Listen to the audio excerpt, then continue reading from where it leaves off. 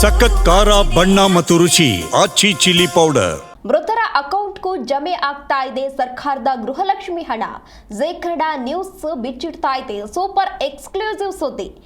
ರಾಜ್ಯದಲ್ಲಿ ಗೃಹಲಕ್ಷ್ಮಿ ಹಣಕ್ಕಾಗಿ ಫಲಾನುಭವಿಗಳು ಪರದಾಡ್ತಾ ಇದ್ದಾರೆ. ಮತ್ತೊಂದು ಕಡೆ ಮೃತಪಟ್ಟಿರುವ ಮಹಿಳೆಯರ ಅಕೌಂಟ್ಗೂ ಕೂಡ ಹಣ ಬೀಳ್ತಾ ಇದೆ. ಮೃತರ ಅಕೌಂಟ್ಗೂ ಕೂಡ ಜಮೆ ಆಗ್ತಾ ಇದೆ ಸರ್ಕಾರದ ಗೃಹಲಕ್ಷ್ಮಿ ಹಣ. ಜೆ ಕನ್ನಡ ನ್ಯೂಸ್ನಲ್ಲಿ ಸೂಪರ್ ಎಕ್ಸ್ಕ್ಲೂಸಿವ್ ಸುದ್ದಿಯನ್ನ ಬಿತ್ತರಿಸ್ತಾ ಇದ್ದೀವಿ. ರಾಜ್ಯದಲ್ಲಿ ಗೃಹಲಕ್ಷ್ಮಿ ಹಣಕ್ಕಾಗಿ ಫಲಾನುಭವಿಗಳು ಪರದಾಡ್ತಾ ಇದ್ದಾರೆ. ಹಣ ಬರ್ತಾ ಇಲ್ಲಪ್ಪ ಅಂತ ಹೇಳಿ ಬ್ಯಾಂಕು ಮನೆಗೂ ಓಡಾಡ್ತಾ ಇದ್ದಾರೆ, ಸಾಕಷ್ಟು ಪರದಾಡ್ತಾ ಇದ್ದಾರೆ. ಮತ್ತೊಂದು ಕಡೆ ಮೃತಪಟ್ಟಿರುವ ಮಹಿಳೆಯರ ಅಕೌಂಟ್ಗೂ ಕೂಡ ಹಣ ಬೀಳ್ತಾ ಇದೆ ಎನ್ನುವ ಮಾಹಿತಿ ಸಿಗ್ತಾ ಇದೆ. 2023ರಿಂದ 2024 ನವೆಂಬರ್ ವರೆಗೂ 79 ಕೋಟಿ ರೂಪಾಯಿ ಹಣ ಜಮೆಯಾಗಿದೆ. 64,000ಕ್ಕೂ ಅಧಿಕ ಮೃತ ಮಹಿಳೆಯರ ಅಕೌಂಟ್ಗೆ ಹಣ ಜಮೆಯಾಗಿದೆ ಎನ್ನುವ ಮಾಹಿತಿ ಇದೀಗ ಲಭ್ಯವಾಗ್ತಾ ಇದೆ. ಅಂದ್ರೆ ಗೃಹಲಕ್ಷ್ಮಿ ಸರ್ಕಾರ ಆಡಳಿತಕ್ಕೆ ಬಂದಂತಹ ಸಂದರ್ಭದಲ್ಲಿ, ಆಡಳಿತಕ್ಕೆ ಬರೋಕ್ಕೂ ಮುನ್ನ ಎಲೆಕ್ಷನ್ ಆದಂತಹ ಸಂದರ್ಭದಲ್ಲಿ ಪಂಚ ಗ್ಯಾರಂಟಿಗಳನ್ನ ಘೋಷಿಸಿತ್ತು. ನಾವು ಗೆದ್ದಾದ್ಮೇಲೆ ಈ ಪಂಚ ಗ್ಯಾರಂಟಿಗಳನ್ನ ಆಡಳಿತಕ್ಕೆ ತರ್ತೀವಿ ಅಂತ ಹೇಳಿ ಸರ್ಕಾರದಿಂದಲೂ ಕೂಡ ಈಗಾಗಲೇ ಕೆಲವೊಂದಷ್ಟು ಭರವಸೆಯನ್ನ ನೀಡಲಾಗಿತ್ತು. ಅದಾದ ಬಳಿಕ ಆ ಪಂಚ ಗ್ಯಾರಂಟಿಗಳನ್ನ ತಂದಾದ್ಮೇಲೆ ಅದರಲ್ಲಿ ಪ್ರಮುಖವಾದಂತಹ ಗ್ಯಾರಂಟಿ ಅಂತಂದ್ರೆ ಶಕ್ತಿ ಯೋಜನೆ, ಜೊತೆಗೆ ಗೃಹಲಕ್ಷ್ಮಿ, ಅದು ಮಹಿಳೆಯರಿಗೆ ಉಪಯೋಗ ಆಗುವಂತಹ ಯೋಜನೆ. ಈ ಗೃಹಲಕ್ಷ್ಮಿ ಯೋಜನೆಯಲ್ಲಿ ಏನಾಗ್ತಾ ಇದೆ ಅಂತ ಹೇಳಿದ್ರೆ, ಸಾಕಷ್ಟು ವಿಪಕ್ಷಗಳು ಕೂಡ ಈಗಾಗಲೇ ಆರೋಪವನ್ನ ಮಾಡ್ತಾ ಇದ್ದಾವೆ, ಸರಿಯಾದ ರೀತಿಯಲ್ಲಿ ಹಣ ಬರ್ತಾ ಇಲ್ಲ ಅಂತ ಹೇಳಿ. ಗೃಹಲಕ್ಷ್ಮಿಯ 2,000 ಹಣ ಮೃತಪಟ್ಟವರ ಖಾತೆಗೆ ಈಗಾಗಲೇ ಜಮೆಯಾಗಿದೆ. ಹಣಕಾಸು ಇಲಾಖೆ ಗೃಹಲಕ್ಷ್ಮಿ ಯೋಜನೆ ಅಧಿಕಾರಿಗಳು ಸಭೆಯನ್ನು ನಡೆಸ್ತಾ ಇದ್ದಾರೆ. ಮೃತರ ಖಾತೆಗೆ ಹಣ ಜಮೆಯಾಗಿದೆ. ಕುಟುಂಬಸ್ಥರಿಂದ ಹಣವನ್ನ ಬಳಕೆ ಮಾಡ್ಕೊಳ್ತಾ ಇದ್ದಾರೆ. ಹಾಗಾಗಿ ಈ ಹೋಗಿರುವ ದುಡ್ಡು ಏನಿದೆ ಅದನ್ನ ವಾಪಸ್ ಪಡೆಯಲು ಇಲಾಖೆಯಿಂದ ಹರಸಾಹಸವನ್ನ ಪಡಲಾಗ್ತಾ ಇದೆ. ಬ್ಯಾಂಕ್ಗಳಿಗೆ ಹಣ ವಾಪಸ್ಗೆ ಸರಣಿ ಪತ್ರ ಬರೆದ್ರೂ ಕೂಡ ಯಾವುದೇ ರೀತಿ ಯೂಸ್ ಆಗ್ತಾ ಇಲ್ಲ, ಯಾವುದೇ ರೀತಿ ಉಪಯೋಗ ಆಗ್ತಾ ಇಲ್ಲ. ಹಣ ವಾಪಸ್ ನೀಡೋದು ಹೇಗೆ ಎಂದು ಬ್ಯಾಂಕ್ನವರು ಕೂಡ ಈಗಾಗಲೇ ತಲೆ ಕೆಡಿಸಿಕೊಂಡಿದ್ದಾರೆ. ರೈಲು ಹೋದ ಮೇಲೆ ಟಿಕೆಟ್ ಅಂತ ನಿಧಾನವಾಗಿ ಅಧಿಕಾರಿಗಳು ಈಗ ಎಚ್ಚೆತ್ತುಕೊಂಡಿದ್ದಾರೆ. ಮೃತರ ಖಾತೆಗೆ ಗೃಹಲಕ್ಷ್ಮಿ ಹಣ ಜಮೆಯಾಗಿದೆ. ಕುಟುಂಬಸ್ಥರಿಂದ ಹಣವನ್ನ ಬಳಕೆ ಮಾಡ್ಕೊಳ್ತಾ ಇದ್ದಾರೆ. ಹಾಗಾಗಿ ಇದನ್ನ ಯಾವ ರೀತಿ ನಾವು ರಿಕವರ್ ಮಾಡ್ಕೋಬೇಕು ಅನ್ನೋದ್ರ ಬಗ್ಗೆ ಸಭೆಯನ್ನ ಕೂಡ ನಡೆಸಲಾಗ್ತಾ ಇದೆ. ಇದೇ ವಿಚಾರಕ್ಕೆ ಸಂಬಂಧಪಟ್ಟಂತೆ ಹೆಚ್ಚಿನ ಡೀಟೇಲ್ಸ್ ಅನ್ನು ನೀಡಿದ್ದಾರೆ ನಮ್ಮ ಪ್ರತಿನಿಧಿ ಮಂಜು. ಮಂಜುನಾಥ್, ಗೃಹಲಕ್ಷ್ಮಿ ಹಣ ಬರ್ತಾ ಇಲ್ಲ ಅಂತ ಹೇಳಿ ಜನ ಬ್ಯಾಂಕು ಮನೆಗೂ ಓಡಾಡ್ತಾ ಇದ್ದಾರೆ. ಮತ್ತೊಂದು ಕಡೆ ಇದೀಗ ಸತ್ತವರ ಅಕೌಂಟ್ಗೆ ಹಣ ಜಮಾವಣೆ ಆಗಿದೆ. ರಿಕವರಿ ಮಾಡ್ಕೊಳ್ಳೋದು ಹೇಗೆ? ಅಧಿಕಾರಿಗಳು ಯಾವ ರೀತಿ ಪ್ಲಾನ್ ಮಾಡ್ಕೊಳ್ತಾ ಇದ್ದಾರೆ?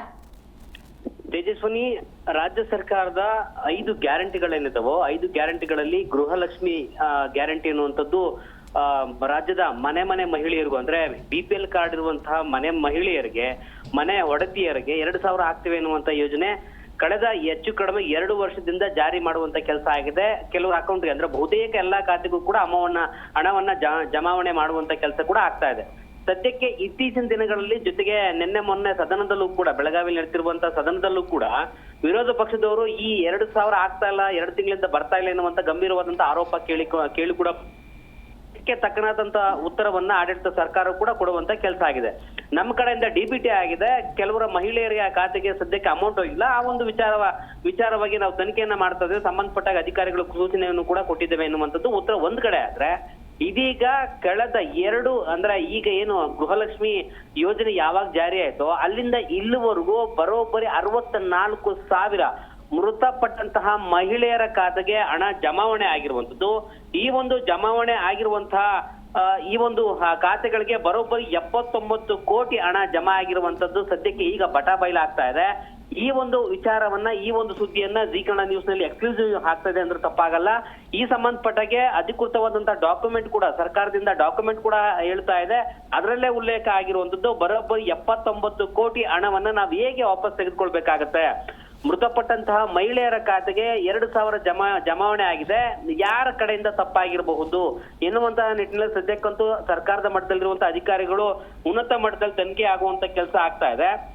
ಜೊತೆಗೆ ಈಗ ರೈಲು ಹೋದ್ಮೇಲೆ ಟಿಕೆಟ್ ತಗೊಂಡಂತೆ ಏನೊಂದು ಗಾದೆ ಮಾತಿದೆಯೋ, ಅಧಿಕಾರಿಗಳು ಈಗ ನಿಧಾನವಾಗಿ ಎಚ್ಚೆತ್ಕೊಂಡು ಬ್ಯಾಂಕ್ನವರಿಗೆ, ಅಂದ್ರೆ ಯಾವ್ಯಾವ ಅಕೌಂಟ್ಗಳು ಕೊಟ್ಟಿರ್ತಾರೋ, ಯಾವ್ಯಾವ ಬ್ಯಾಂಕ್ಗಳ ಸಂಬಂಧಪಟ್ಟಾಗೆ ಖಾತೆಗಳನ್ನ ಕೊಟ್ಟಿರ್ತಾರೋ ಬ್ಯಾಂಕ್ ಅಧಿಕಾರಿಗಳನ್ನ ಸಂಪರ್ಕ ಮಾಡುವಂತ ಕೆಲಸ ಈ ಒಂದು ಗೃಹಲಕ್ಷ್ಮಿ ಯೋಜನೆ ಸಂಬಂಧಪಟ್ಟ ಹಾಗೆ ಅಧಿಕಾರಿಗಳು ಇರ್ತಾರೋ ಅವರು ಬ್ಯಾಂಕ್ನವರ ಸಂಬಂಧಪಟ್ಟಾಗೆ ಮಾತನಾಡುವಂತ ಕೆಲಸ ಆಗ್ತಾ ಇದೆ. ಆದ್ರೆ ಬ್ಯಾಂಕ್ನವರು ಯಾವ್ದೇ ಕಾರಣಕ್ಕೂ ಕೂಡ ನಾವು ಹಾಕಿದಂತ ಅಂದ್ರೆ ಖಾತೆಗಳಿಗೆ ಬಂದಂತ ಅಮೌಂಟ್ ಅನ್ನ ನಾವು ವಾಪಸ್ ಕೊಡ್ಲಿಕ್ಕೆ ಹೇಗ್ ಸಾಧ್ಯ ಆಗತ್ತೆ ಎನ್ನುವಂತ ಉತ್ತರವನ್ನ ಸದ್ಯಕ್ಕಂತೂ ಅಧಿಕಾರಿಗಳಿಗೆ ಉತ್ತರವನ್ನ ಕೊಟ್ಟಿರುವಂತದ್ದು ಉಲ್ಲೇಖ ಆಗ್ತಾ ಇದೆ. ಒಟ್ಟಾರೆಯಾಗಿ ಈಗ 79 ಕೋಟಿ ಮೃತಪಟ್ಟಂತ ಅಕೌಂಟ್ಗಳಿಗೆ ಜಮೆ ಆಗಿರುವಂತದ್ದು ವಾಪಸ್ ಪಡೆದುಕೊಳ್ಳಲಿಕ್ಕೆ ಸಾಧ್ಯ ಆಗೋದಂತೂ ಡೌಟ್ ಎನ್ನುವಂತ ನಿಟ್ಟಿನಲ್ಲಿ ಗೊತ್ತಾಗ್ತಾ ಇದೆ. ಜೊತೆಗೆ ಈಗ ಏನು 2,000 ಅಮೌಂಟ್ 2 ತಿಂಗಳಿಂದ 3 ತಿಂಗಳಿಂದ ಕೆಲವರಿಗೆ 2 ತಿಂಗಳು ಮಾತ್ರ ಜಮೆ ಆಗಿರುವಂತದ್ದು, ಇವೆಲ್ಲವೂ ಕೂಡ ಊಹಾಪೋಹಗಳು ಕೇಳ್ತಿರುವಂತದರ ಜೊತೆಗೆ ಮೃತಪಟ್ಟಂತ ಅಕೌಂಟ್ಗಳಿಗೆ ಹೋಗಿರುವಂತ ಅಮೌಂಟ್ ಅನ್ನ ಆಯಾ ಕುಟುಂಬದ ವರ್ಗದವನೇನಿರ್ತಾರೋ ಅವ್ರ ಕುಟುಂಬದವರು ಅವರು ಈಗಾಗಲೇ ಬಹುತೇಕ ಹಣವನ್ನ ತಗೊಂಡು ಖರ್ಚು ವೆಚ್ಚಗಳಿಗೆ ಭರಿಸಲಾಗಿರುವಂತದ್ದು ಕೂಡ ಸ್ಪಷ್ಟವಾಗಿ ಸದ್ಯಕ್ಕಂತೂ ಕುಟುಂಬಗಳ ಮಾಹಿತಿ ಪ್ರಕಾರವಾಗಿ ಗೊತ್ತಾಗ್ತಾ ಇದೆ. ಈ ಮೂಲಕವಾಗಿ ಅಧಿಕಾರಿಗಳ ನಿರ್ಲಕ್ಷ್ಯವೋ ಅಥವಾ ಯಾರ ಕಡೆಯಿಂದ ತಪ್ಪಾಗಿದೆಯೋ ಈ ರೀತಿಯಾದಂತ ಒಂದು ಅಮೌಂಟ್ 79,64,00,000 ಅಕೌಂಟ್ಗಳಿಗೆ ಮೃತಪಟ್ಟಂತಹ ಮಹಿಳೆಯರ ಅಕೌಂಟ್ಗಳಿಗೆ ಹೇಗೆ ಹೋಯ್ತು ಎನ್ನುವಂತ ಸದ್ಯಕ್ಕಂತೂ ಕಾಡ್ತಿರುವಂತಹ ಪ್ರಶ್ನೆ ಆಗಿದೆ ತೇಜಸ್ವಿನಿ. ಓಕೆ, ಧನ್ಯವಾದ ಮಂಜುನಾಥ್ ತಮ್ಮೆಲ್ಲ ಡೀಟೇಲ್ಸ್ಗಾಗಿ.